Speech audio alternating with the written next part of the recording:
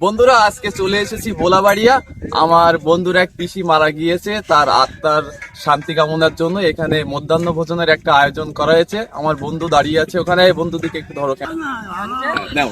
তো আপনারা দেখতে থাকুন এখানে খাওয়ান দাওয়ানের জন্য কি ব্যবস্থা করা হয়েছে সেগুলো বাড়ির ভিতরে ঢুকে আমি তো দেখাবো। রীতিমতো অবাক যে ছোট ছোট হাঁড়িতে কেন ভাত রান্না হচ্ছে।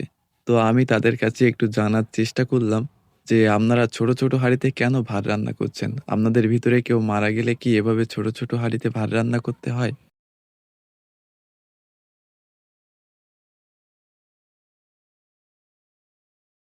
এর এমনি কোনো কারণ আছে এভাবে রান্না করার? তারা কিন্তু অনেক সকাল থেকেই ভাত রান্নার কাজ শুরু করে দিয়েছে, কারণ এখানে প্রায় ৮-৯০০ লোকের জন্য দুপুরে খাওয়ার আয়োজন করা হয়েছে। এই ৮-৯০০ লোকের ভাতই কিন্তু এই ছোট ছোট হাঁড়িতেই রান্না হয়। এখানে সবজি কেটে রাখা হয়েছে রান্নার জন্য এবং পাশে ধোয়াধুয়ির কাজ চলছে সবজি।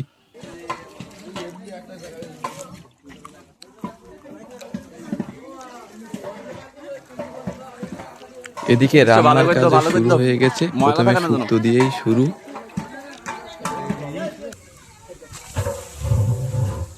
যে পাত্রে শুক্তো ঢেলে রাখা হবে সেই পাত্রে কিন্তু কিছুটা লেবুর পাতা ছিটিয়ে রেখেছে, কি কারণে রেখেছে সেটা আমি জানি না।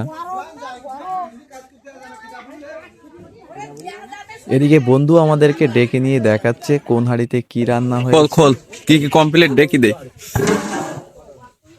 আরো বাড়ে কি এক হাঁড়ি? আমার বন্ধু ডেকোরেটর ভাড়া করেছিল, কিন্তু ডেকোরেটরের লোকজন কেউ আসেনি, তাই শাস্তি স্বরূপ আমার বন্ধুকে দিয়েই প্যান্ডেলের ওপরে এদিকে মাইক বেঁধে নেওয়া হচ্ছে। আমার বন্ধুর যে পিসি মারা গিয়েছিল তার আত্মার শান্তি কামনার জন্য প্যান্ডেলের ভিতরে কিন্তু একটা ছোটখাটো ধর্মীয় অনুষ্ঠানের আয়োজন করা হয়েছে।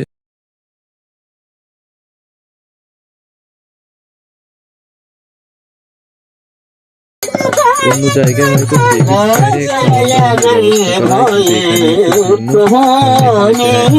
লোকের খাওয়ান দাওয়ানের ব্যবস্থা করা হয়েছে, যেটা টেবিল চেয়ারের মাধ্যমে সম্ভব নয়, তাই সবাইকে মাটির জমিনেই বসতে দেওয়া হয়েছে। তো আপনারা যে দাদার হাতে ফ্ল্যাগ দেখতে পাচ্ছেন, এই ফ্ল্যাগের কাহিনী হলো এই প্যান্ডেলের ভিতরে প্রায় 18টা লাইন করা হয়েছে, এক একটা লাইনে প্রায় 40 জনের মতন বসেছে। প্রত্যেকটা লাইনের মাথায় কিন্তু একটা করে ফ্ল্যাগ দেওয়া হবে। এই ফ্ল্যাগে লেখা আছে 1-2-2-1, অর্থাৎ এক লাইনে যে দেবে প্রথম লাইনে সেইটি দ্বিতীয় লাইনে ঢুকতে পারবে এবং দ্বিতীয় লাইনের লোক এক লাইনে ঢুকতে পারবে, কিন্তু 3-4-এর লোক 1-2 লাইনে ঢুকতে পারবে না। আবার এখানে যে ভাত তরকারি পরিবেশন করবে তার বুকে কিন্তু এরকম একটা নেম প্লেট আছে, ভাত যে ভাত দেবে তার বুকে ভাতের নেম প্লেট, যে তরকারি দেবে তার বুকে কিন্তু তরকারির নেম প্লেট দেওয়া। এদিকে আমরা চারজনও কিন্তু খাওয়ার জন্য প্লেট নিয়ে বসে পড়েছি।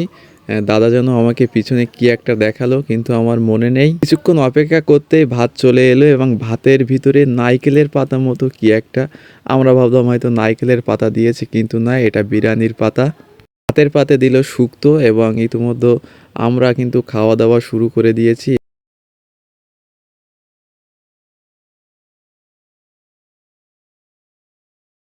সরজিৎ খাচ্ছে, সরজিৎ তুলতে হবে। খাচ্ছিস তো সরজিৎ? এদিকে খাওয়া দাওয়া মাঝখানে এক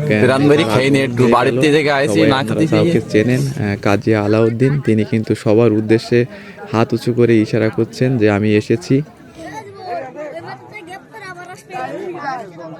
তো এক পর্যায়ে বন্ধুরা খাবার শেষ, খাবার শেষের পরে উন্মুক্ত পুকুর, যে যার মতন হাত দিয়ে প্যান্টে হাত মুছে বাড়ি চলে আসলাম।